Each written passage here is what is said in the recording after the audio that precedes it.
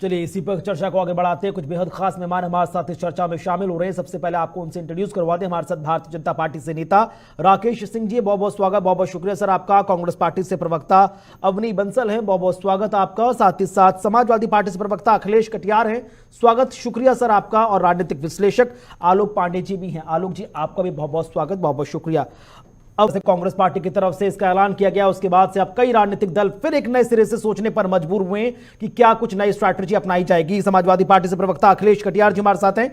Akhilesh ji, PDA के फॉर्मूले पर समाजवादी पार्टी भी उत्तर प्रदेश के 80 लोकसभा सीटों को साधने में लगी है, लेकिन इसी बीच कांग्रेस पार्टी की तरफ से जो भारत न्याय यात्रा निकलकर सामने आई है, समाजवादी पार्टी इसको कितना सपोर्ट कर रही है और इस एक नए हवन में जिसके माध्यम से सबको न्याय दिलाने की अलग कांग्रेस पार्टी जगा रही है, उसमें समाजवादी पार्टी की आहुति किस तरह से नजर आएगी? कुणाल जी, हर राजनीतिक दल को अपने प्रोग्राम बनाने, उनको चलाने का अधिकार है। कांग्रेस पार्टी एक देश का राष्ट्रीय दल है, राजनीतिक दल है। वो अपने एजेंडे को, अपने कार्यक्रमों को लेके वो यात्रा कर रहे हैं। वो कोई उसको और किसी नजर से हम क्यों देखें? उनके नेता हैं, अपने कार्यकर्ताओं के बीच में जाएंगे, अपने मुद्दों की बात करेंगे। अब आपने दूसरी बात कही कि इंडिया गठबंधन को इसे कैसे देखा जाए। इंडिया गठबंधन में ये बात साफ तय हो गई है कि जिस राज्य में जो राजनीतिक दल जमीन पे ज्यादा मजबूत है, उसके नेतृत्व में हम लोग चुनाव लड़ेंगे। तो सभी दलों ने चारों तरफ अपनी अपनी तैयारी अपने अपने राज्यों में कर ही रहे थे। हम सब लोग हम कर रहे हैं। भारतीय जनता पार्टी का जो मानना है, गोस्वामी जी, भारतीय जनता पार्टी तो राम और भगवान भरोसे है, काम भरोसे नहीं है। अगर आप इनको कह दें कि आप मुद्दों पे बात करें, आप उपलब्धियों पे बात करें, भाई 9 साल 10 साल की आपकी सत्ता देश में हो चुकी है, तो बताने के लिए तो बहुत कुछ होना चाहिए आपके पास। आपने किसानों के लिए क्या किया, गरीब अमीर के बीच में बढ़ती खाई को कितना बैलेंस किया, रोजगार। अगर किसी भी भारतीय जनता एक जगह से शुरू होता है और वो धर्म, भाग, भगवान, अगले जन्म, पिछले जन्म, वो वहीं पे रह जाते हैं। भाई इस देश में देश की 80% संपत्ति आज देश के 10% लोगों के पास इकट्ठे हो गई। क्या यही एजेंडा था भाजपा का जिसे आपने पूरा किया? किसानों की आमदनी 23 रुपया प्रति व्यक्ति किसान की आय है, क्या यही योगदान है? बेरोजगारी का आलम यह है कि जहां पे 22 करोड़ लोगों ने आवेदन किया, 7 लाख लोगों को आपने रोजगार दिया।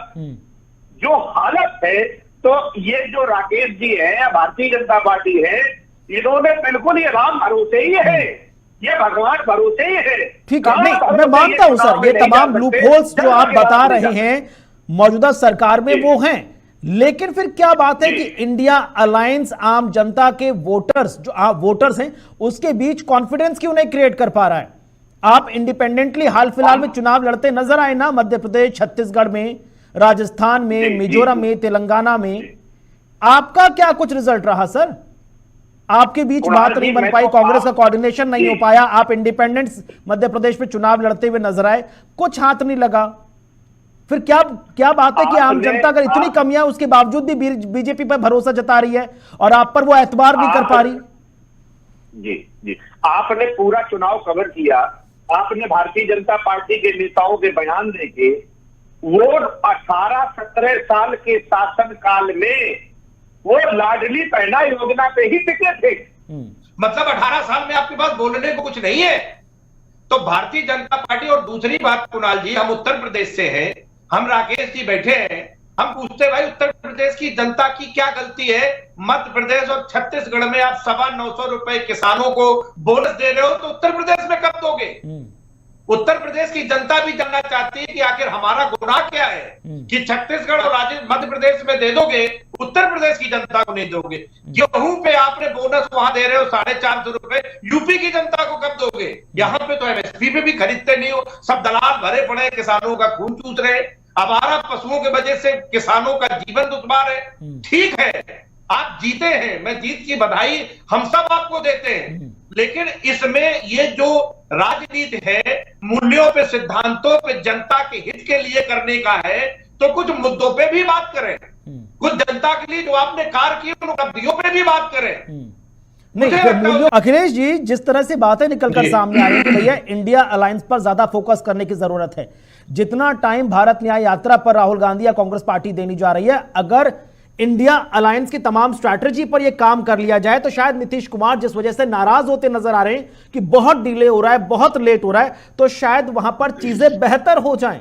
ना प्रधानमंत्री पद का फेस इंडिया अलायंस जारी कर पाया, ना आपका लोगो निकल पाया, ना आपका कॉमन मिनिमम प्रोग्राम सामने आ पाया, ना आप किस स्ट्रैटेजी के हिसाब से स्टेट्स में रैलियां करेंगे वो निकलकर सामने आया, कौन कोऑर्डिनेट करेगा, कुछ नहीं आया। हर सवाल अभी भी उलझा हुआ है, एक का जवाब नहीं है।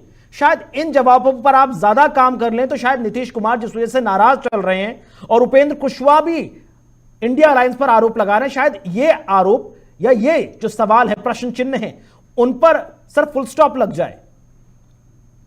कुणाल जी बहुत सही बात कह रहे हैं आप, मैं बिल्कुल सहमत हूं।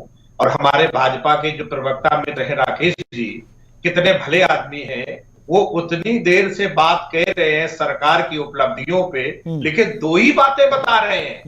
शौचालय बनाए हैं, खाता खोले हैं, मतलब 9 साल में। और भारत के प्रधानमंत्री जी भारत को विकसित राष्ट्र बनाएंगे, हार रहे हैं, उसके बाद मैं तो राकेश जी की बात को बड़ा कहता हूं कि 10 साल में कुछ दूसरा काम नहीं कर पाए जो बता सके। वो बार-बार कहते हैं हमने खाता खुलवाया है, हमने शौचालय बनाया है, हमने खाता खुलवाया। भाई बेरोजगारी पे भी बताइए, कुछ किसानों पे भी बताइए, कुछ शिक्षा का स्तर बताइए, कुछ अस्पताल बनवाए उस पे बताइए, कुछ बिजली पैदा करने के संयंत्र लगाए उस पे बताइए। क्या खाते खोलने में चल जाएगा काम? शौचालय पैसे कहां से हो जाएगा? 12 लाख करोड़ रुपए आम आदमी के। ठीक है, बहरहाल देखना बेहद खास होगा कि आने वाले वक्त में भारत न्याय यात्रा जब मणिपुर से शुरू होकर मुंबई तक जाएगी, क्या कुछ इसका असर निकलकर सामने आएगा। भारत जोड़ो यात्रा की तरह क्या यह यात्रा भी कांग्रेस के लिए एक माइलस्टोन की तरह काम करती नजर आएगी, जो आने वाले चुनावों में फायदे का सौदा साबित होगी। बहुत बहुत शुक्रिया आप चारों ही खास मेहमानों का हमारे साथ चर्चा में शामिल होने के लिए। समय इतनी ही इजाजत दे रहा था, नहीं तो चर्चा को आगे बढ़ाते या अनुक्तिक छोटे से ब्रेक के लिए। ब्रेक के बाद भी खबरों का सिलसिला जारी है, आप बने रहें JK 24/7 न्यूज के साथ।